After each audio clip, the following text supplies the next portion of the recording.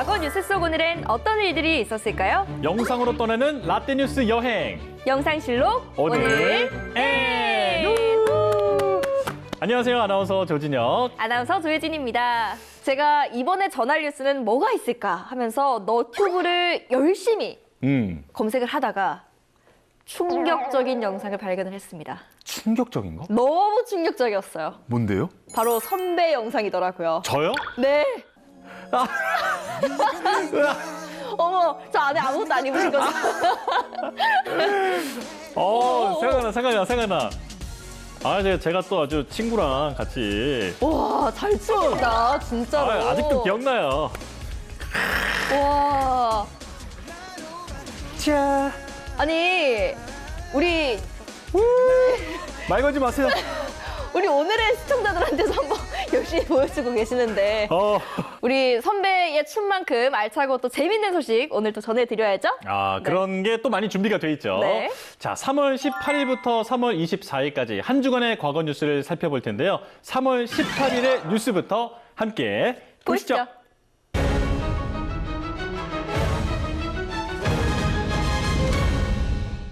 5천만 명의 소통 수단, 사실상 온 국민이 사용하고 있는 모바일 메신저 K 메신저가 2010년 3월 18일 첫 출시됐습니다. 무료 문자 기능부터 음성 통화까지 무료로 가능하다는 소식에 출시 직후 1년 만에 가입자 1,000만 명을 돌파하는 돌풍을 일으키며 큰 반응을 얻었는데요. 맞아요. 이 K-메신저가 등장하기 전에는 문자 하나에 보낼 때마다 이게 한 통이 얼마야 하면서 벌벌 떨면서 보냈던 시절이 있는데. 맞아요. 또 이렇게 서로 좀 주고받기도 하고. 맞아요. 네. 이후 이 애플리케이션은 일상 대화와 같은 커뮤니케이션 기능에 더해 다양한 사업으로 확장하게 되면서 우리 삶 깊숙이 자리하게 됐는데요. 이제는 단순한 앱을 넘어 스마트폰 문화 확산의 상징으로 여겨지며 현재까지도 혁신의 영향력을 넓히고 있습니다. 자, 그럼 이어서 2017년으로 가보겠습니다. 40여 년 역사를 이어온 소래포구 어시장. 이곳은 지난 2017년 3월 18일 새벽 1시 35분경 큰 화재가 발생하는 아픔을 겪었습니다. 당시 불이 빠르게 번지면서 소방당국은 인접소방서 인력과 장비를 모두 동원하는 대응 1단계를 발령했는데요. 불은 2시간 반 만인 새벽 4시쯤 모두 꺼졌지만 200개 이상의 좌판이 하루아침에 숯덩이로 변해버렸습니다. 좌판이 밀집이 돼 있고 또 그 불에 쉽게 타는 천막으로 되어 있었기 때문에 피해가 더 컸습니다. 게다가 그 오래된 재래시장이다 보니까 그 소방시설이 제대로 갖춰지지도 않았고 또 소방차들이 들어오기도 좀 쉽지 않았던. 그러니까 길이 좁으니까. 그렇죠. 그런 상황이었죠. 다행히 새벽 시간대라 점포에 사람이 없어 인명피해로 이어지지는 않았지만 한순간에 터전을 잃어버린 상인들은 허탈한 모습이었습니다.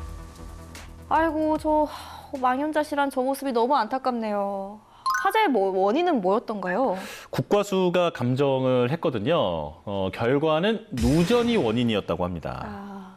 그런데 소래포구 어시장에 큰 불이 났던 건 이번이 처음이 아니었습니다.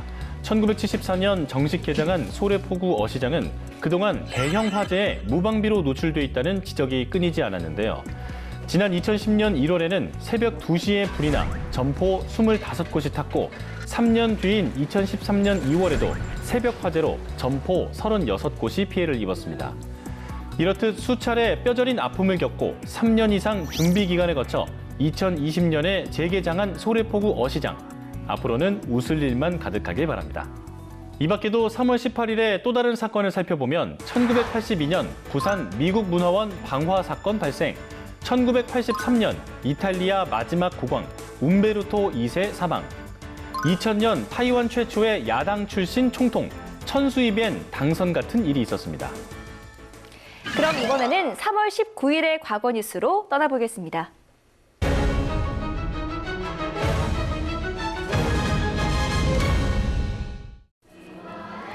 2004년 3월 19일 오후 1시 45분.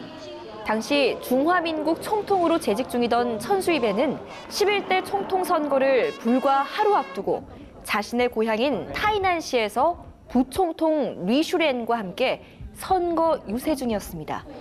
그런데 유세 도중 차량에 탑승한 천수이벤을 향해 갑자기 괴한이 총탄을 발사했는데요.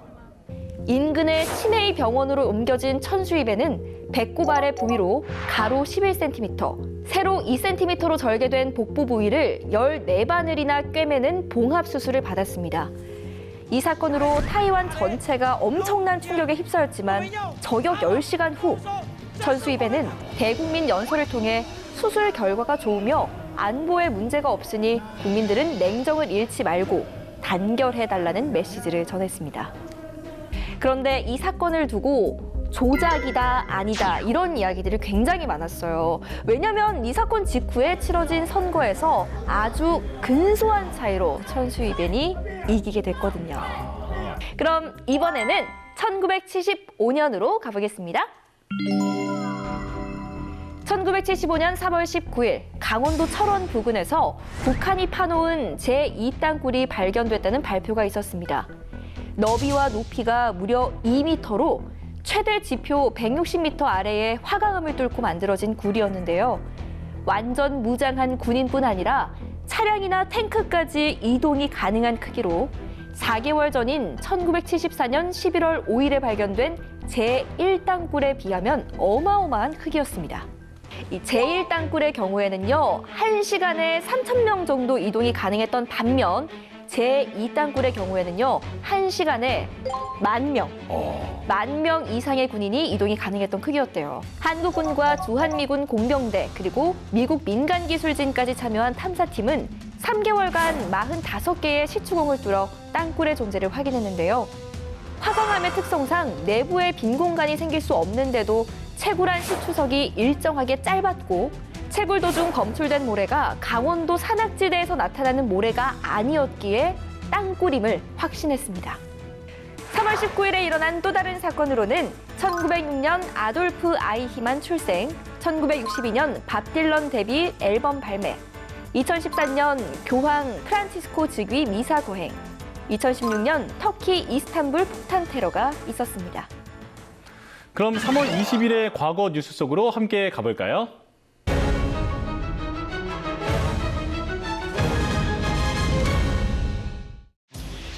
일본에서 대규모 지진이 일어났던 1995년 사망자 6,000명 이상, 부상자 2만 6천여 명, 이재민 20만 명이 발생하는 처참한 상황을 맞았는데요. 일본 사회가 이로 인해 고통을 겪고 있던 그해 봄, 끔찍한 사건이 또 한 번 발생했습니다.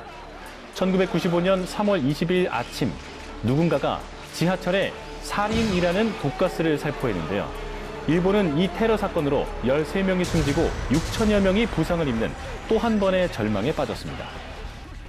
아니 근데 이 살인이라는 독가스가 원래 그 테러용으로 만들어진 거예요? 그건 아니에요. 원래는 독일의 화학 산업체에서 살충제로 사용하려고 만든 그 가스거든요. 자, 그런데 제2차 세계대전 중에 나치 독일군에 의해서 화학 무기로 악용이 됐고 독성이 청산가리의 500배 정도거든요. 청산가리의 500배요?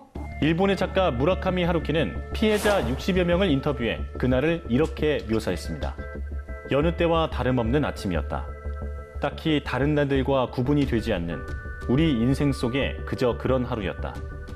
수상한 5명의 남자가 뾰족한 우산 끝으로 묘한 액체가 든 비닐봉지를 쑤시기 전까지는. 아니 근데 누가 저런 끔찍한 짓을 저지른 건가요? 범인은 일본 신흥 종교 단체 옴진리교였어요. 교주 아사하라 쇼코가 1987년에 창설한 종교단체였는데요. 종말론을 퍼뜨리고 다니면서 광신도들을 사로잡았다고 합니다. 옴진리교는 상심에 빠진 사회를 위로하기는커녕 도리어 독가스를 살포하면서 일본뿐 아니라 전 세계가 화학적 테러에 공포심을 갖게 되는 쇼크를 겪을 수밖에 없었는데요. 더 황당한 것은 이 테러가 교주의 예언을 실현시키기 위한 일이었다는 점입니다. 교주 아사하라 쇼코가 평소 예언해온 1995년 11월 최후의 심판을 믿게 하려고 광신도들을 이용해 벌인 짓이었는데요. 그리고 시간이 흘러 2018년 결국 이 테러 사건의 주범인 옴진리교 교주 아사하라 쇼코를 포함한 7명의 사형이 전격 집행됐습니다. 그럼 2003년으로 가보겠습니다. 2003년 3월 20일 이라크 전쟁이 발발했습니다. 미국은 이라크 후세인 정권의 대량 살상무기 보유 의혹과 독재로부터의 해방을 명분으로 이라크를 침공했는데요. 아니 근데 이라크에서 전쟁 준비를 먼저 하고 있었던 거예요? 대량 살상 무기를 왜 가지고 있었던 거지? 나중에 밝혀진 사실이지만 그 의혹이 근거가 없었어요. 특히 트레일러를 개조한 이동식 실험실에서 탄저병 등 생물학 무기를 개발하고 있다는 정보가 이라크 망명자들에게서 나왔습니다. 이들은 후세인 정권이 1981년 이스라엘군의 오시라크 원자로 폭격으로 좌절됐던 핵무기 개발도 재개됐다며 화학무기에 관련된 자료도 제시했는데요. 일련의 자료에 기반해서 당시 부시 행정부는 이라크를 세계 평화를 위협하는 악의 축으로 규정하고 무력 사용을 정당화하는 법안을 들고 나오게 됐습니다. 지금 조 바이든 미국 대통령도 당시에는 찬성표를 던졌다고 합니다. 침공 2주 만인 4월 9일 바그다드는 함락됐고 후세인 정부는 붕괴했는데요. 그리고 5월 1일 당시 부시 미국 대통령은 종전을 선언했습니다. 그러나 종전 선언 이후에도 이라크의 아픔은 계속됐는데요. 끊임없는 반미 저항 세력과의 전투, 그리고 내분이 일어나면서 미군까지 바로 철수하지 못하게 된 겁니다. 전쟁 발발 뒤 사망자가 9만 명에 이를 것이란 통계치부터 60만 명이 넘을 것이란 추정치까지 사망자 수를 정확히 파악하기조차 힘들 정도로 엄청난 인명피해가 있었던 전쟁이었는데요. 이제는 이런 참혹한 전쟁이 더 이상 일어나지 않아야겠습니다. 그리고 또 3월 20일에는 1902년 한양과 인천 사이 국내 최초 전화 개설, 1920년 조선 여자교육협회 창립, 1958년 서울 제주 항로 취항, 1983년 배철수 감전사고 발생과 같은 일이 있었습니다. 그럼 3월 21일의 과거 뉴스 속으로 떠나보겠습니다.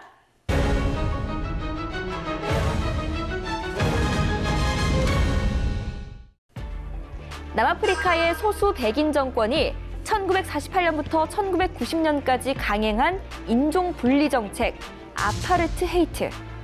이 시절 인종 간 긴장과 폭력은 새삼스러운 일은 아니었는데요. 그러나 1960년 3월 21일 남아프리카 공화국 요하네스버그 근교 샤프빌에서 일어난 학살 사건은 모두에게 충격 그 자체였습니다. 사건은 통행법에 반대하는 시위가 그 발단이었는데요. 이 법은 백인이 아닌 모든 유색인종은 항시 신분증을 소지해야 하고 야간에는 설사 자신의 직장이라고 해도 백인 구역에 들어가는 것이 금지되어 있었습니다. 이것에 반발해 통행법 폐지를 요구하는 흑인들의 시위가 벌어졌는데요. 그런데 갑자기 경찰이 시위대를 향해 무차별 총격을 가하면서 이날 하루에만 흑인 69명이 총에 맞아 숨지고 말았습니다. 이 샤프빌 경찰서 앞에 수천 명의 흑인이 모이기는 했지만 통행권을 지참하고 있지 않으니 체포해 가라 하는 그런 시위였거든요. 그런데 갑자기 경찰이 해산하지 않는다는 이유로 발포를 하면서 수십 명이 목숨을 잃은 거죠. 이후 남아공 총리는 통행법을 완화했지만 흑인들의 시위가 계속되자 계엄령을 선포하며 유혈 진압은 계속됐습니다. 그리고 국제사회의 압력에 못 이겨 결국 통행법은 1986년 철폐됐고 이날을 기억하기 위해 유네스코는 매년 3월 21일을 국제 인종차별 철폐의 날로 선포했는데요. 그렇게 샤프빌 학살 사건은 흑인 독립운동의 상징으로 남게 됐습니다. 그럼 이번에는 1950년으로 떠나보겠습니다. 1950년 3월 21일 대한민국의 가왕, 대중음악계의 살아있는 전설 조용필이 태어났습니다. 1968년 데뷔 이래 19장의 정규 앨범을 비롯해 총 50장의 음반을 내고 디지털 음원까지 석권한 국내 유일의 가수인데요. 오빠 부대라는 용어를 대중화시키며 1980년대 한국 팬덤 문화를 이끈 장본인이기도 합니다. 기도하는 예은 씨, 네. 이거 다음 가사 아세요? 이거 아닌가요? 그렇죠. 거의 뭐 가사가 됐었죠. 네. 이거 한 소절이면 그냥 아주 난리가 났었다고 하더라고요. 네. 조용필의 음악 활동은 한국에 그치지 않았는데요. 1982년 그는 일본에서 단독 콘서트를 치를 정도의 원조 한류 가수였습니다. 콘서트가 한 번이 아니고요. 전국 투어를 할 정도였다고 해요. 네. 일본에서도 100만 장 이상의 판매고를 세운 그런 기록도 있고요. 야, 우리나라도 아니고. 네, 그리고 일본에서. 또 그 당시에 일본에서 100만 장. 네. 그는 음반마다 새로운 장르와 세대를 아우르는 음악을 담아왔는데요. 특히 60이 넘는 나이에 영국으로 넘어가서 현지의 세션과 함께 만들어 발표했던 19집 수록곡 바운스는 음악방송 1위까지 차지하면서 젊은 층도 환호하게 만들었습니다. 2022년 데뷔 54주년을 맞은 가왕 조용필. 그가 남긴 족적은 여전히 많은 후배 가수들의 귀감이 되고 있습니다. 자, 그리고 3월 21일에 또 다른 사건을 살펴보면요. 1685년 바로크 음악의 거장 요한 제바스티안 바흐 출생, 1935년 페르시아, 이란으로 국호 변경, 1963년 감사원 발족, 2001년 기업인 정주영 회장 사망과 같은 일이 있었습니다. 그럼 3월 22일 과거 뉴스 속으로 떠나보겠습니다.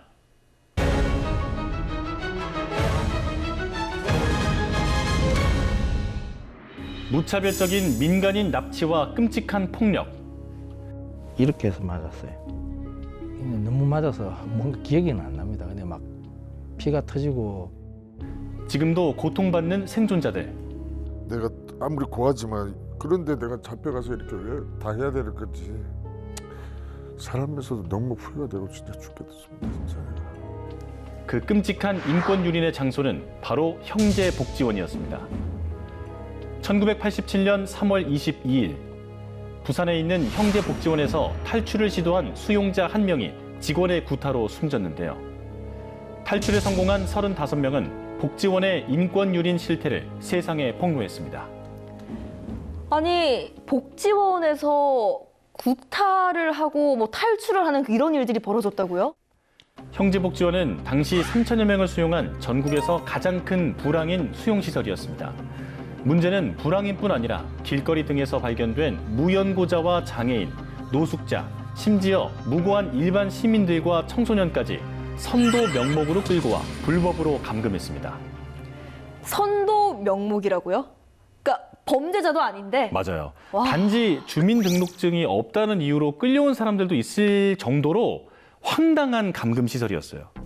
이곳에서는 데려온 이들을 강제 노역을 시키고 저항하면 굶기거나 구타했는데요. 심하게 때려 사망한 경우에는 암매장하는 경우도 있었습니다. 여성 수용자에게는 성폭행을 가하는 등 끔찍한 만행도 저질렀습니다. 실제 형제복지원이 운영되는 12년 동안 확인된 사망자는 500명이 넘는 것으로 알려져 있는데요. 검찰은 1987년 형제복지원 원장을 수사해 불법 감금 혐의 등으로 재판에 넘겼지만 대법원은 1989년 7월 정부 훈령에 따른 불황자 수용이었다며 무죄를 선고했습니다. 그 결과 원장은 건축법 위반과 업무상 횡령 혐의만 인정돼 징역 2년 6개월의 형을 받는 데 그쳤습니다. 너무 화가 나는 건 이런 끔찍한 일이 벌어지는 동안에 오히려 원장은 그 전두환 정권으로부터 불황아 퇴치 공로를 인정받아서 1981년과 1984년에 각각 국민 포장과 국민 훈장을 받았습니다. 원장에 대한 훈포장은 2018년 7월이 돼서야 박탈됐죠. 사건이 일어난 지 수십 년이 지난 지금 과거사를 이제라도 바로잡고 정리하기 위해 피해자들은 여전히 노력하고 있습니다. 그럼 이번엔 비슷한 아픔의 역사가 있는 1933년으로 가보겠습니다. 1933년 3월 22일 독일 뮌헨에서 북서쪽으로 약 16km 떨어진 곳 나치 강제 수용소의 기준이 된 다하우 강제 수용소가 만들어졌습니다. 왜 나치 강제 수용소의 기준이라고 불리는 걸까요? 나치가 세운 최초의 강제 수용소이기도 했고요. 그리고 제2차 세계대전 이후에 늘어난 수용소가 모두 다하우 강제 수용소를 원형으로 하고 있기 때문에 그 기준이라고 불리는 거죠. 나치 독일의 우파 정객들은 밀실에 모여 권력을 뺏기지 않기 위해 히틀러를 총리로 택했는데요. 당시 간부였던 하인리히 힘러는 수용소 건립을 추진했습니다. 정치범 수용을 위한 목적이었는데요. 저는 아우슈비츠 수용소만 많이 들어봤던 것 같은데 최초의 수용소가 따로 있었네요. 그렇죠. 규모 자체로 봐도 아우슈비츠에 이어서 두 번째였다고 하는데요. 아트 슈피겔만의 만화 쥐의 배경이기도 했습니다. 힘러는 자신의 정치적인 코드와 맞지 않는 좌파 운동가들을 수용소로 끌고 와 이곳에서 제거했습니다. 이처럼 초기에는 정치범 수용소로 이용되다가 나치의 유대인 말살 정책이 본격화되면서부터 수많은 유대인들이 유럽 전역에서 끌려와 이곳에 수용됐는데요. 유대인뿐만 아니라 집시와 성소수자, 정치범들을 잡아가두는 나치의 독재와 인권 탄압, 인종 말살 정책의 상징적인 장소였습니다. 그리고 3월 22일에는 1963년 비틀즈의 첫 번째 스튜디오 앨범 Please Please Me가 발표됐고 1970년 육상선수 황영조 출생, 2014년 울산 문수야구장 개장과 같은 일들이 있었습니다. 그럼 이번에는 3월 23일의 과거 뉴스를 한번 살펴볼까요?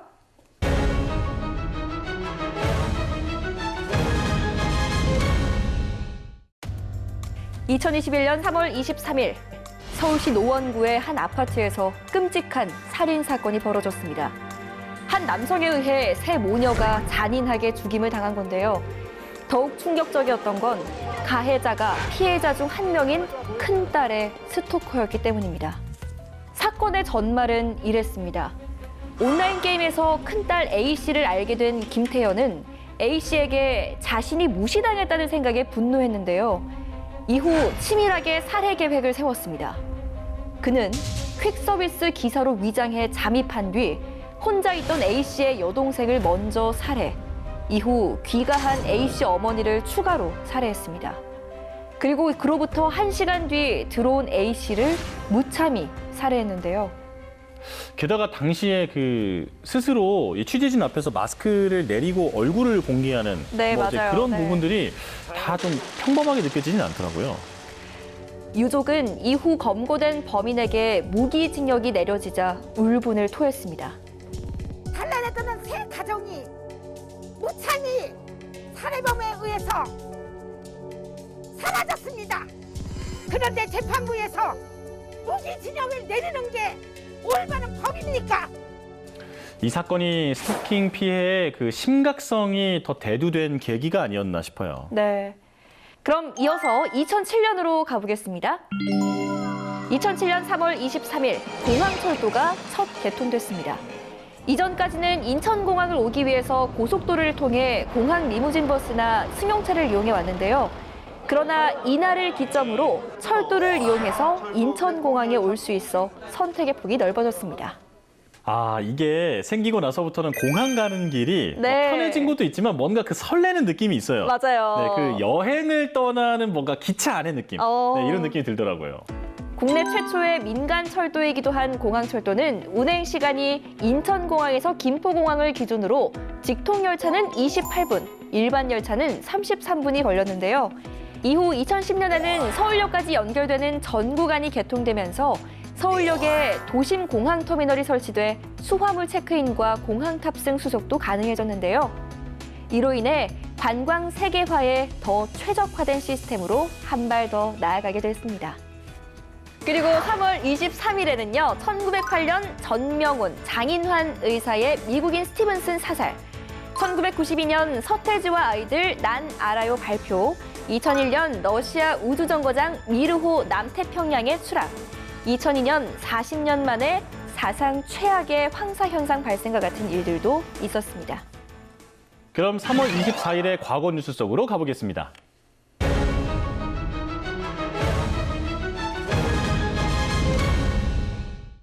신석기 인류도 알았던 가장 오래된 질병, 결핵은 우리에게 수많은 목숨을 앗아갔습니다.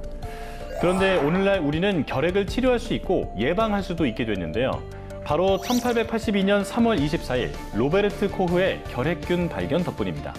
로베르트 코흐는 이 발견으로 역사상 가장 중요하고 영향력 있는 현대 세균학의 아버지로 불리게 됐습니다.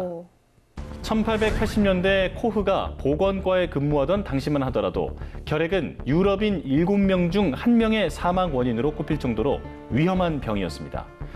이미 결핵의 예비조사 과정에서 전염성은 규명됐지만 원인인 병원균은 알려지지 않았는데요.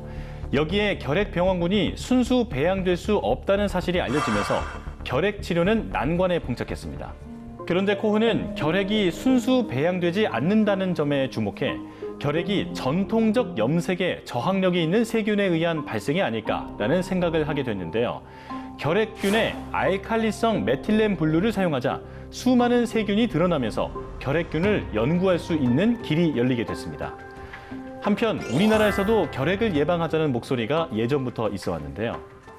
생각해보면 예전에 우리가 학교 다닐 때 크리스마스 씨를 판매를 했었잖아요. 네. 그것도 결핵 퇴치를 위한 기금을 모으기 위한 거였죠? 그렇죠. 여러분이 결핵 환자를 위해서 사주시는 이 조그마한 딱지 한 장 한 장이 무서운 결핵을 뿌리 뽑는 원동력이 되고 있습니다. 1953년 대한결핵협회가 창립한 이래 지난 70여 년간 크리스마스 실은 한 해도 거르지 않고 꾸준히 발행됐는데요. 국민들의 높은 참여로 우리나라를 대표하는 모금 사업이자 결핵 퇴치의 상징으로 자리매김해왔습니다. 자, 그럼 이번엔 2016년으로 가보겠습니다. 2016년 3월 24일 당시 SNS를 뜨겁게 달궜던 크림빵 아빠 사건의 범인에게 징역 3년이 확정됐습니다. 사건은 2015년 1월 10일 새벽 1시 29분 청주시 흥덕구 신봉동 무심서로에서 발생했는데요. 화물차 기사로 일하며 만삭 아내의 시험을 뒷바라지하던 젊은 가장이 귀가하던 도중 뺑소니 사고로 숨을 거두고 말았습니다. 사고가 나고 며칠 뒤 인터넷상에 크림빵 아빠를 아세요라는 제목의 게시물이 올라오며 이 뺑소니 사건에 사람들이 주목하기 시작했는데요. 근데 이 사건 이름이 크림빵 아빠 사건이라고 불리게 된 거예요? 사고를 당했을 때 피해자가 크림빵을 사들고 귀가를 했는데 부인에게 좋아하는 케이크가 없어서 크림빵을 샀는데 미안하고 가진 것은 없어도 아이에게만큼은 열심히 사는 훌륭한 부모가 되자라는 마지막 문자를 보냈다고 합니다. 그 후 이 사건은 SNS를 중심으로 급격하게 번졌는데요. 시민들이 사고 난 것처럼 보이는 차량이 오면 경찰에 연락하자는 모임을 가지며 인터넷상의 움직임이 점점 오프라인으로 옮겨와 공론화되면서 경찰에서도 수사본부를 꾸리게 됐습니다.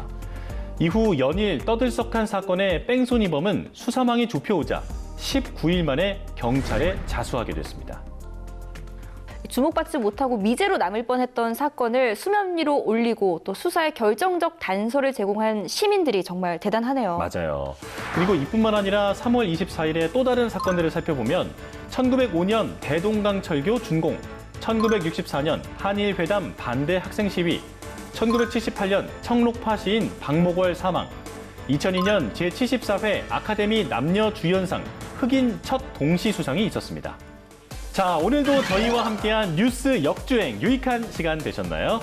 영상실록으로 만나본 오늘의 뉴스. 그럼 다음 시간 더 알찬 이야기로 다시 만나요.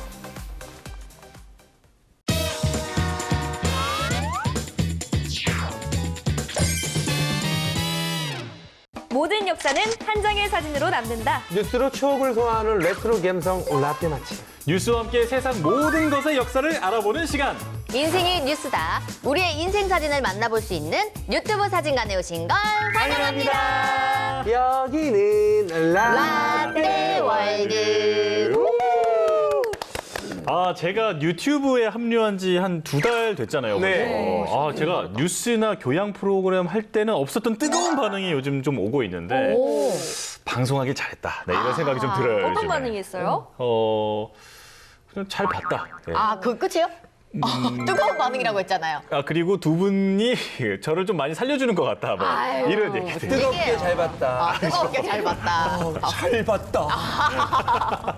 그런데 제가 듣기로는 네. 이 두 분 같은 탑스타들은 정말 이런 내가 유명해졌구나라고 느낄 때가 그 택시 기사님이 내가 네. 뒷자리에 탔는데 목소리만 듣고도 알아볼 때라고 하던데 진짜 그런가요? 저 진짜 이게 실제 상황으로 있었는데 제가 이제 두시만세라는 라디오를 하고 있어요. 그때 당시에 이제 택시를 타고 이렇게 가고 있는데 가다가 이제 그 두시만세가 딱 하는 거예요. 근데 그때 당시에 이제 뭐 스케줄이 있어가지고 녹음을 해놓은 상태였거든요. 네. 막 하는데 기사님이 제가 나오는 그 라디오를 막 빵빵 터드시면서 들으시는 거예요. 그래서 내가 너무 뿌듯했겠다. 기사님 이거 재밌으셔요? 이렇게 했죠. 그랬더니 이거 매일 듣는 거야. 여기서 여기 나온 저기 개그우먼 저 친구는 어때요? 그랬더니 아이고 말도 똑 부러지게 잘하고 되게 재밌어요. 그 제가 동영상으로 이렇게 딱 찍으면서 어때요? 네, 최고에서 기사님 이거 저예요. 이렇게 했더니 보더니 그 처녀 맞네 이렇게 막 하시더라고요. 그거를 해가지고 라디오에 또 다시 가서 얘기하고 이랬던 적이 이야, 있어요. 정말 뿌듯하죠. 역시 탑스타. 아유, 탑스타예요. 아니, 그래도 이제 뭔가 기사님들이 그 예뻐해 주시는 게 뭔가 또 기분이 더 뿌듯하더라고요. 네. 라디오를 매일 들으시잖아요. 맞아요, 맞아요. 저도 사실 택시 탔는데 자꾸 이렇게 가끔 본인이 편한 길로 가시는 분들이 있잖아요. 내비대로 가달라고 했는데 그래서 아니 선생님 제가 아까 일로 가달라고 했는데 네. 내비대로 가달라고 부탁드렸는데 왜 이렇게 자꾸 돌아가세요? 알겠어요, 병기수 씨. 아, 그럼 편안하게 가주세요. 이미 알고 계셨구나. 알고 계셨네. 아니, 왜 아는 체를 미리 안 하셨을까? 그냥 목소리가 특이한가 봐요, 제가. 아, 그쵸. 약간 바로 이제 들으면 될까요? 아니, 그보다도 이제 너무 유명하시니까, 사실. 맞아요. 아니 그런 걸 떠나서 이제 목소리로 알아보시는 분들이 계시더라고요. 더 빠른 길로 가시려고 그러셨나 보다. 네. 자, 눈치를 채셨겠지만 오늘의 주제는 바로 택시입니다. 저처럼 차가 없는 사람들한테는 정말 그 편리함과 도움을 주는 대중교통인데요. 택시의 역사는 얼마나 됐을까? 택시를 정말 자주 타면서도 생각을 해본 적은 없는 것 같아요. 맞아요. 자, 당연하게 생각했던 일상의 모든 것들이 우리 유튜브 사진관을 통해서 보면 그 의미를 이제 색다르게 이제 느낄 수 있는 시간이잖아요. 자, 오늘의 주제는 바로 택시의 역사입니다. 오늘도 굉장히 재밌을 것 같은데 지금부터 함께 볼까요? VCR 스타트!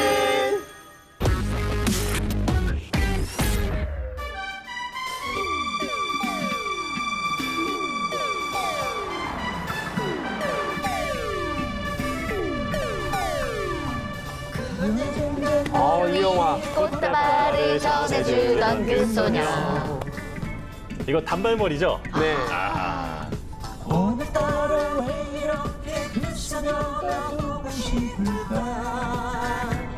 제가 여기서 깨알 정보를 하나 드리자면 택시 기사님들의 복장은 2011년부터 자유로 되기 시작했거든요. 네. 그러니까 그 전까지는 지금 저렇게 그 노란색 유니폼처럼 네. 유니폼을 입는 게 의무였어요.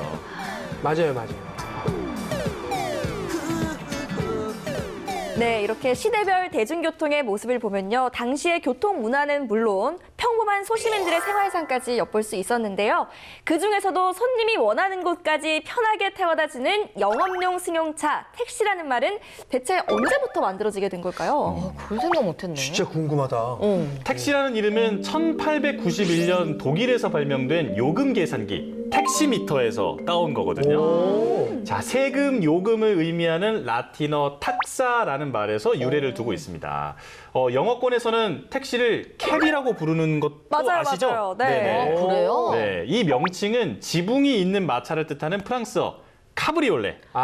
네, 차 좋아하시는 분들이면 아실 거예요. 까브리올레. 네, 그렇죠. 까브리올레. 여기서 따온 말이라고 합니다. 네. 자, 그렇다면 우리나라에 처음 등장한 택시의 모습은 어떤 모습이었을까요? 바로 이런 모습이었다고 합니다. 네.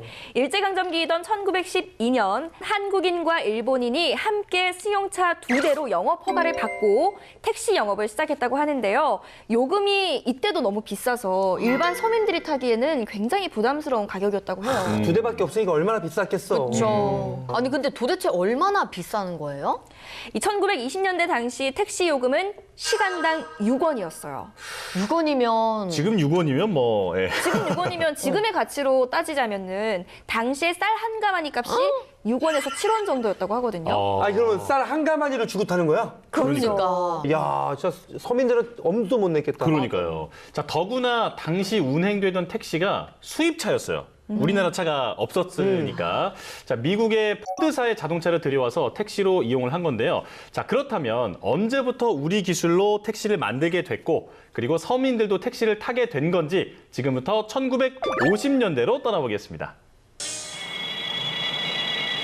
시민들의 애환을 싣고 도심을 누비던 궤도전차. 1950년대에는 궤도전차가 대중교통의 주역이었고 버스와 택시가 그 보조 역할을 했다. 55년 8월에 등장한 국산 제1호 시발택시. 우리는 드디어 우리 손으로 국산 자동차를 만들기 시작한 것이다. 시발택시예요. 발음 조심해야겠네요. 아니, 시발택시인데요, 뭐. 맞아, 이 시발 시발 자동차. 써 있잖아요, 시발이라고. 맞네. 그러네요, 진짜. 시발 써있네.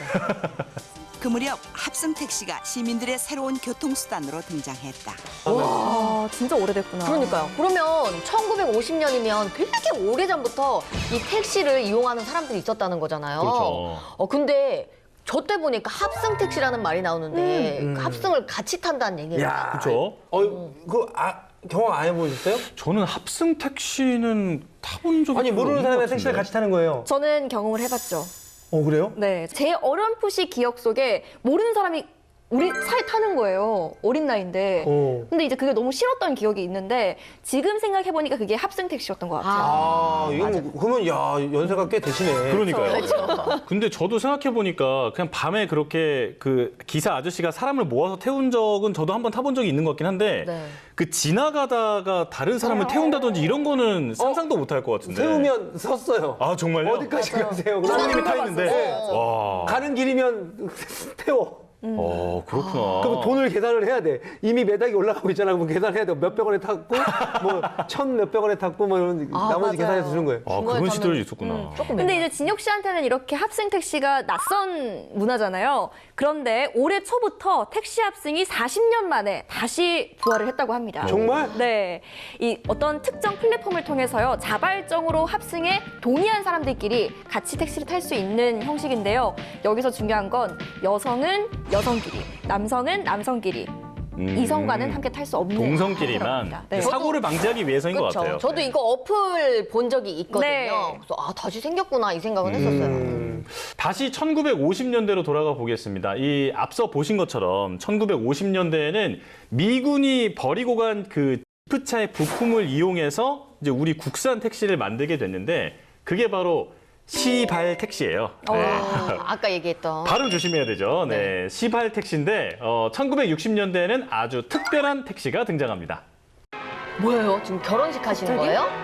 지금 저 비행기가 택시인 거예요. 복잡한 교통에 지친 시민들의 꿈위에 맞추어서 하늘을 나르는 택시가 처음으로 등장했습니다. 어머 하늘을 나는 택시라고요? 조종사까지 합해서 4사람밖에 탈 수 없는 이 적은 비행기는 젊은 신혼부부가 하늘의 미롤 여행을 즐기기에는 안성맞춤이라고 하겠습니다. 와 나는 하늘을 나는 택시가 미래에서만 가능하다고 생각을 했거든요. 맞아요. 근데 1960년대 이미 등장을 했었네요. 야, 진짜 택시가 하늘을 난다기보다는 비행기가 택시 역할을 하는 그러니까요. 거가 이게 맞는 것 같긴 한데 이거 1960년대에 저런 택시가 있었다니 진짜 믿기지가 않네요. 완전 힙한데? 그러니까요.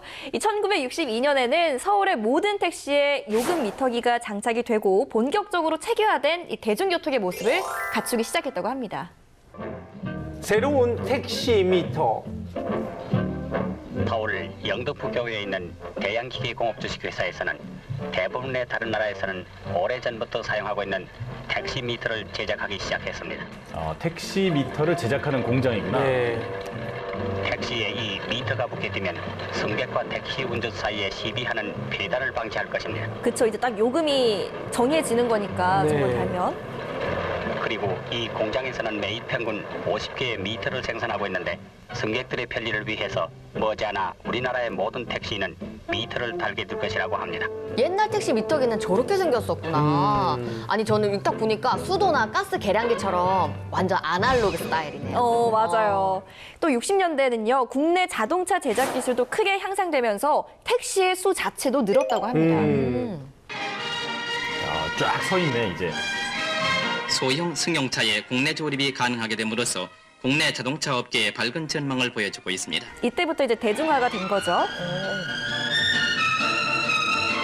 7월 13일에는 새로 조립된 코로나차 250대가 서울 시내 영업용 택시로 등장해서 시민들의 눈을 끌었는데 이는 서울시가 7월 말까지 배정할 730대 중에 1차분이 되는 것입니다. 이렇게 택시가 대중화됨에 따라서 1967년부터는 회사가 아닌 개인이 택시를 운영하는 개인 택시가 이때 등장합니다. 70년대에 들어와 택시가 버스와 함께 중요한 대중교통수단으로 등장했다. 서울시는 새로 개인 택시 565대에 대한 면허증 수여와 발대식을 가졌습니다. 세계는 또 10,000대를 더 늘릴 계획인데 이렇게 되면 시민 교통 소통에 크게 도움을 줄 것입니다. 야, 그런데 개인 택시도 아무나 할 수 없었습니다. 그래요? 자격도 까다롭고요. 경쟁률도 엄청나거든요. 맞아요. 1967년부터 서울시가 15년 이상 무사고 이 모범 운전자들을 한해서 개인 택시 면허를 발부를 해줬는데 이 당시 개인 택시 면허는 그 기사들한테는 어떤 선망의 대상이었어요. 신청자가 워낙 많아서 경찰국의 배수 추천을 받아서 공개 추첨으로 진행했다고 합니다. 맞아요. 그런데 요즘에는 뭐 지나가는 택시를 막 택시 이래서 잡는 것보다는 어플을 통해서 미리 이제 택시가 맞아요. 도착하는 시간을 확인하고 이렇게 호출해서 많이 타잖아요. 요금도 미리 보고. 그렇죠, 네. 그렇죠, 그렇죠. 근데 언제부터 이런 콜택시가 생겼는지 좀 궁금해요. 이 콜택시 제도가 도입된 건 1970년대부터인데요. 70년대 콜택시 모습을 과거 뉴스로 한번 살펴볼까요? 전화로 부르는 콜택시 1250대가 서울에서 8대씩을 갖고 영업을 시작했습니다. 이 택시는 차 안에 무선 장치를 갖추고 손님이 전화로 부르면 승객이 원하는 곳으로 보내줍니다. 기본 요금은 2km에 1,000원이고 400m마다 100원씩입니다. 아니 근데 영상으로 보니까 최초의 택시부터 70년대까지 택시 모습도 꽤 많이 바뀌었던 것 같아요. 자, 시대별로 택시 차종도 정말 다양할 것 같은데 우리 저기 변 선생님은 네네네. 언제 택시부터 타셨어요? 혹시 시발 택시부터 타신 거 아니죠? 시발 택시요? 약간 제가 그걸 시발 택시를 앞으로 길게 때렸잖아요. 시발 택시는 타본 적이 없고요. 네. 초록색 네. 타셨다면서요? 그러니까 초록색은 어릴 때 진짜 아기 때 그냥 네. 진짜 몇 대 남지 않은 동네에서 그때 80년대 초반에 타본 것 같아요. 어디 급하게 가야 돼가지고 그 기억은 있어서 포니 택시. 그러면은 우리 산 증인이신 기수 씨가 이 택시의 변화를 좀 짚어주시죠. 자 그러면 제가 시대별 택시의 변화를 살짝 한번 짚어드릴게요. 예. 네. 자 일단 50년대에는 미국의 기차를 개조해서 만든 택시가 운행이 됐고요. 60년대에는 코로나 오해하지 마세요. 자동차 이름이 코로나예요. 아 진짜요? 그리고 크라운 등의 차종이 그 택시로 이용이 됐다고 합니다. 코로나 택시. 네네. 지금은 못 나오겠네요. 그렇죠. 안 타죠. 여기서부터는 제가 직접 타본 택시들이죠. 타봤네요. 네, 70년대 대표 택시는 포니와 브리사. 80년대에는 올림픽을 앞두고 중형 자동차로 택시 운행이 가능해지면서 스텔라 진짜 많이 스텔라. 탔네. 스텔라 많이 타서 프린스 택시 많이 탔고 이런 차종들을 택시로 만나볼 수 있었죠. 자 그리고 90년대부터는 소형차 택시는 완전히 사라지고 이제 소나타, 그랜저 같은 고급 세단들이 택시의 대부분을 차지하게 됩니다. 이야. 자, 맞습니다. 이렇게 택시의 모습만큼이나 또 많이 변화한 것이 바로 요금이겠죠. 서울을 기준으로 1974년 2km 기본 요금은 아까 기수 씨가 말씀하셨던 몇백 원 수준이었어요. 160원. 160 시작을 해서 올림픽이 열렸던 88년에는 800원까지 훌쩍 올랐고요. 그리고 이후에 여러 차례 상승을 거쳐서 현재는 서울 기준 일반 택시의 기본 요금 3,800원입니다. 근데 사실 그 택시가 편하긴 하지만 이렇게 요금 부담이 만만치 않잖아요. 그렇다 보니까 택시 요금 인상에 대한 시민들의 그 저항감이 좀 큰 편인데 그래서 택시 요금이 오를 때마다 뉴스에도 자주 나오잖아요. 네. 자, 1990년대 후반 택시 요금과 관련한 뉴스 리포트를 잠시 만나보고 오겠습니다. 요금 인상 첫날인 오늘 빈택시 숫자가 한결 많아졌습니다. 택시 기사들이 아예 차를 세워놓고 승객을 기다리는 모습도 눈에 띄게 늘었습니다. 오늘 같은 경우에는 지금 5만 원뿐이 안 됐습니다. 앞으로 2만 원을 더 해야 되는데 지금 모르겠습니다. 될지 안 될지는. 평균 요금 인상폭은 23%, 기본 요금은 1,000원에서 1,300원으로 올랐습니다. 23%나 올라서 서울시는 그렇구나. 이번 요금 인상의 배경으로 LPG 값 상승 이외에 택시기사 월급제 시행과 서비스 향상을 꼽았습니다. 그러나 승차 거부와 합승 강요는 여전하고 서비스는 달라진 게 없다는 것이 시민들의 반응입니다. 그 대방역에서 여기까지 또 서울역까지 오시는 분을 합승을 했어요. 합승을 했는데 저한테 물어보시지도 않고 일방적으로 그냥 태우시더라고요. 그러더니 택시 기사들도 완전 월급제가 시행되지 않는 상황에서 요금만 올라 수입은 줄고 회사에 내는 산학금만 늘어나게 됐다는 입장입니다. 합승을 안 할 경우에는 산학금 맞추고 집에 가져가는 돈이 줄어들기 때문에 합승은 뭐 같은 방향이 맞기 때문에 자리도 비어 있고 그래서 좀 불법으로 지금 조금 기사님이 뒷말을 얼버무리시네. 그러니까 뒷자리도 비어 있고 불법으로. 따라서 요금 인상에 걸맞는 서비스 향상이 이루어지지 않는 한 이번 요금 인상으로 택시 회사만 득을 보게 된다는 비난을 피할 수 없을 것입니다. 이렇게 택시비가 오르다 보니까 사실 혼자 타는 건 너무 아깝고 그래서 맞아요. 그냥 동료들이나 친구들이 같은 방향으로 가게 된다면 야, 타. 내가 가는 길에 내려줄게. 이렇게 하지 않아요? 맞아요. 야, 너 1,000원만 줘. 맞아. 내가 1,200원 낼게. 1,200원 낼게. 좋은 방법이 있었네. 1,000원만 줘. 네, 맞아요. 근데 지금은 사라졌지만 1997년에는 타는 승객 수에 따라서 택시 요금이 추가되는 요금제가 생기기도 했습니다. 그런 제도가 있었어요? 네, 뉴스로 한번 만나볼까요? 택시 추가 요금제가 도입되면 한 명이나 두 명이 탈 경우 지금처럼 미택에 나타난 요금만 내지만 3명이 탈 경우 현재 요금의 130%를 4명이 탈 경우 현재 요금의 160%를 내게 됩니다. 4명이면 60%나 더 내야 돼요. 이러면 이렇게 같이 타는 게 의미가 없어질 수도 있겠다. 추가 요금제는 모범과 중형 등 전국의 모든 택시에 적용한데 도입 여부는 각 지방자치단체장이 결정하게 됩니다. 실제로 택시기사들은 현행 요금 체계에서는 승객을 골라 태우는 부작용과 불법 합승을 할 수밖에 없다며 추가 요금제 도입을 반기고 있습니다. 돈벌이가 워낙 안 되니까 한 사람 앞좌석에 태우고 또 가다 합성하기 위해서 손님을 그렇게 고른다고. 4명이 타고 기본 요금거리가 보세요. 마을버스 요금이. 그건 맞아요. 그러나 시민들의 반발은 만만치 않습니다. 시민들은 정부가 택시 불법 영업에 대해 단속을 제대로 하지 않고 행정편의적으로 처리한다고 지적합니다. 그 승객에게만 부담을 추가로 부담시킨다 하는 것은 상당히 서비스의 질적인 어떤 향상 없이 승객에게 부담만 시킨다는 결론이 됩니다. 3사람 이상 타는데 무슨 뭐 기름값이 더 들어요? 그렇죠. 타시는 분들 입장에서는 저렇게 생각하실 수 있어요. 양쪽의 입장이 있는 거죠. 예, 기름값이 더 들긴 해요. 예. 아무래도 사람이 무거워지면 조금 더 나가긴 하죠. 맞아요. 택시 추가 요금제는 택시 요금 인상을 초래해 물가 불안 심리를 더욱 부추길 수 있다는 지적도 이루고 있습니다. 자, 이렇게 정말 요즘은 정말 상상할 수도 없는 일이잖아요. 과거에는 택시를 잡는 게 정말 어려운 일이었네요. 아니 그뿐인 줄 아십니까? 나 때는 카드 결제가 되지도 않아가지고요. 현금으로 요금을 내면 동전은 왠지 TV로 들어갈 것 같아서 맞아. 잔돈은 됐어요라는 그 말이 나올 때까지 좀 천천히 세시더라고요. 그 옛날 아저씨들 옆에 보면 항상 이게 있거든. 딱 동전 빼는 거 딱콩 맞아요. 맞아. 그러면 거기서 왜 안 되지 이러면서 이렇게 그럼 됐어요. 근데 끝까지 기다려. 100원 빨리 받아야 돼. 뭔가 생각만 해도 가슴이 좀 불편한데. 자, 사실 요즘은 택시 요금을 현금으로 내는 경우가 거의 없잖아요. 대부분 카드 결제나 휴대폰 내에 있는 뭐 땡땡페이, 심지어는 이제 앱 내에서 자동 결제를 통해서 아예 우리가 내렸을 때 그 결제를 하지 않는 경우도 많잖아요. 맞아요. 그리고 또 듣다 보니까 언제부터 이렇게 택시에서 결제가 쉬워진 걸까요? 그 부분은 제가 준비를 했습니다. 저를 봐주세요. 나 멀리 보고 있었네. 저도 여기서 대답을 여기서 많이 해주니까. 바로 화면으로 만나볼게요. 현금이 없어도 이제 택시를 탈 수 있게 됐습니다. 신용카드로도 택시 요금을 결제할 수 있기 때문입니다. 처음 도입이 된 게 이제 98년이래요. 좀 신기하고 뜻밖이었는데 사용하면 좀 편리할 것 같다는 생각은 들어요. 신용카드로 결제될 수 있는 택시는 우선 서울 지역 모범 택시 30대입니다. 이 서비스는 서울과 경기 지역 등에 설치된 260여 개 기지국을 통해 택시 안에 설치된 무선 단말기와 카드 발급사가 연결돼 이루어집니다. 활용할 수 있는 카드는 국민은행 마스터카드로 택시 요금은 하루 10만 원까지 결제될 수 있습니다. 카드로 요금을 결제한 뒤엔 곧바로 영수증을 받을 수 있기 때문에 영수증 주고받기가 몸에 밴 외국인 관광객의 이용이 크게 늘 것으로 예상됩니다. 지금은 뭐 너무나 당연한 건데 저 때는 저렇게 뉴스에 나올 정도의 일이었네요. 카드 두세 장은 다 갖고 있는 것 같아요.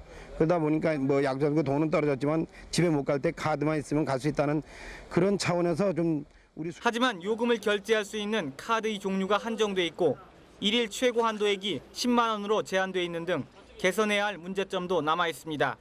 이렇게 택시는 시대의 흐름에 맞게 진화의 진화를 거듭하고 있는데요. 최근에는 최첨단 인공지능 자율주행 기능을 갖춘 그 택시가 나타나서 무인 택시가 앞으로는 탄생할 예정이라고 합니다. 근데 그거는 조금 무섭지 않을까요? 맞아. 사람 없이 혼자 기계가 움직인다는 저는 뭔가 타보고 싶은데. 정말요? 네. 미래의 가상세계를 다룬 영화의 한 장면. 남자가 타고 있는 차 안에는 운전자가 없습니다. 스스로 주행하는 이 무인 승용차가 남성을 집까지 무사히 실어 나릅니다. 이런 풍경이 현실로 한 발자국 성큼 다가왔습니다. 진짜 상상만 하던 일이. 서울대학교 연구팀이 개발한 자율주행 자동차는 운전자 없이 캠퍼스 안을 마음껏 누빕니다. 운전대를 놓아도 차는 스스로 움직입니다. 조작은 간단합니다. 승객이 스마트폰 앱으로 차를 부르면 위치한 장소로 차가 오고 차에 탄 승객이 신호를 주면 차가 움직여 목적지까지 데려다줍니다. 왠지 아슬아슬해. 주변 상황을 실시간으로 인지하는 기술과 정밀 지도를 만드는 기술들이 안정화된다면 앞으로 상용화도 크게 멀지 않을 걸로 기대합니다. 앱 조작만으로 부르고 이동할 수 있는 무인 택시. 이 꿈 같은 현실이 그리 머지않은 듯 보입니다. 저는 이렇게 보고도 믿겨지지가 않습니다. 아니 무인 자동차라니요. 아니 공상과학 만화 속에 살고 있는 것 같아요. 나 진짜 더 열심히 오래 살아야겠다. 네, 여기서 더 놀랄 게 있습니다. 이 무인 택시뿐만이 아니라요. 진짜 하늘을 나는 택시가 이제 곧 사용화가 된다고 해요. 아이 뻥치지 마. 진짜요? 말도 안 되는 소리 하고 있어. 무슨 일이래요? 뭘 하늘을 나로? 갑자기 강원도가 됐어. 놀라니까 그러지. 화면으로 한번 보시라요. 보시라요는. 아니 강원도에서 왜 북한으로 가는 거야? 열람했어요? 그러니까 우리가 하늘로 가까워지면 강원도는 위아래 다 있으니까. 그렇지. 김포공항 활주로에서 작은 기체가 힘차게 하늘로 떠오릅니다. 헬리콥터와 드론을 섞어놓은 듯한 모양입니다. 오는 2025년 도입 목표인 도심 항공교통, 이른바 하늘을 나는 택시입니다. 2025년이면 얼마 안 남았어요. 이번 시연 행사에선 가상의 노선 3km를 안전하게 비행한 뒤 3분여 만에 출발 지점으로 돌아왔습니다. 이용 방법은 간단합니다. 지정된 장소에서 택시처럼 애플리케이션으로 호출하면 곧바로 탑승권이 발급됩니다. 김포공항에서 코엑스까지 단 10분 만에 갈 수 있습니다. 우와, 10분? 이건 가야 돼. 진짜래요? 비싸도 타야 돼요. 나 솔직히 놀랐어. 나 여기 못 끼겠어. 한번 해봐요. 그래요? 그래요. 이거 재밌어. 근데 이거 택시로 뭐 1시간 거리를 신가를 놀래려고.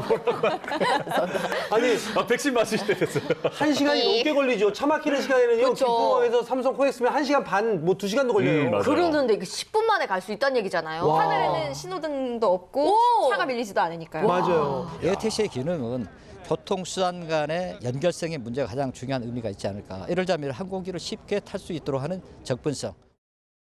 2025년 초창기에는 기장이 직접 탑승해야 하지만 성장기와 성숙기를 거쳐 2035년쯤엔 완전 자동으로 운행됩니다. 아, 그러니까 2025년에는 도입이 되는데 그때는 사람이 있고 35년부터는 정말 무인으로? 이제 완전 무인으로. 이건 좀 무섭겠다. 조금 무서울 것 같아, 하늘에서. 미래가 곧바로 우리 현실로 다가오는 것 같습니다. 시간과 공간, 이동의 패러다임이 완전히 바뀌는 어떤 교통의 혁명이 우리 눈앞에 와 있는 것 같습니다.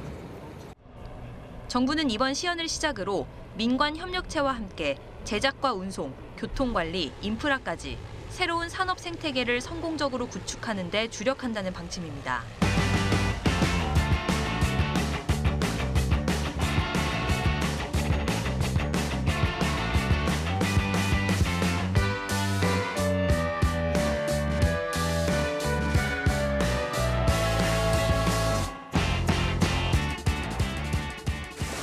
이야, 아니 10분 만에 진짜 상상만 해도 너무 행복했어요. 그러니까요. 그러니까 저는 예전에 너무 차가 막히는 시간에 오토바이 그 퀵을 불러서 맞아. 행사를 이동해 본 적이 있어서 와, 저 때 진짜 그때 상상했거든. 와, 내가 하늘을 날아서 갈 수 있으면 이거 금방 가는데. 맞아요. 이게 저도 날마다 운전을 하는데 그 길에서 버리는 시간이 그렇게 아깝잖아요. 맞아요. 네. 자, 이렇게 오늘 유튜브 사진관에서는요, 택시의 역사를 한번 알아봤습니다. 미군의 군용 트럭을 개조해서 탔던 택시부터 또 하늘을 나는 택시까지 택시의 모습은 변화무쌍했는데요. 네, 발빠른 시민들의 이동 수단으로 오랫동안 사랑받아온 택시. 앞으로도 더 새로운 모습, 좋은 서비스로 많은 이들의 일상을 행복하게 해주길 바라겠습니다. 자, 지금까지 유튜브 사진관이었습니다. 뉴스의 바다를 끝없이 떠다니는 본격 뉴스에는 유튜브. 오늘의 항해는 여기까지입니다. 저희는 한 주 동안 유튜브 타고 신나게 돌아다니면서 재미있는 뉴스 가득 싣고 돌아오겠습니다. 손님, 안녕하세요. 안녕하세요. 네. 어디까지 보실까요? 저 추억 속으로 가고 싶어요. 추억이요? 네. 지금 당장 편안히 모셔다 드리겠습니다. 추억으로 출발합니다. 추억으로 갈 수 있는 유튜브 사진관 다음 주에도 꼭 놀러 오실 거죠? 우리는 유튜브. 안녕. 택시 여기요 택시. 예, 어서 오세요. 어디까지 보실까요? 미국이요. 빨리 가더래요. 미국 가더래요. LA 가더래요. 여기 왜 정신병자 탈출해가지고 고속도로에서 택시를 잡아? 워싱턴 DC로 가드릴게요. DC 안 돼요. DC 해줘요. 연예인 DC 안 된다고. 해줘요. 문자 하나에 보낼 때마다 이게 한 통이 얼마야 하면서 벌벌 떨면서 보냈던 시절이 있는데. 맞아요. 뭐 그 연인들 사이에서는 그 커플 요금제를 또 많이 썼거든요. 요거는 약간 경험담 같은데. 커플 요금제를 쓰면 네. 그 해지가 어려워요. 아이 뻥치지 마. 진짜요? 말도 안 되는 소리 하고 있어. 무슨 일이래요? 뭐 하늘을 나로. 갑자기 강원도가 됐어. 놀라니까 그러지. 화면으로 한번 보시라요. 보시라요는. 아니 강원도에서 왜 북한으로 가는 거예요? 얼마냈어요? 그러니까 우리가 하늘로 가까워지고. 강원도는 위아래 다 있어. 그렇지.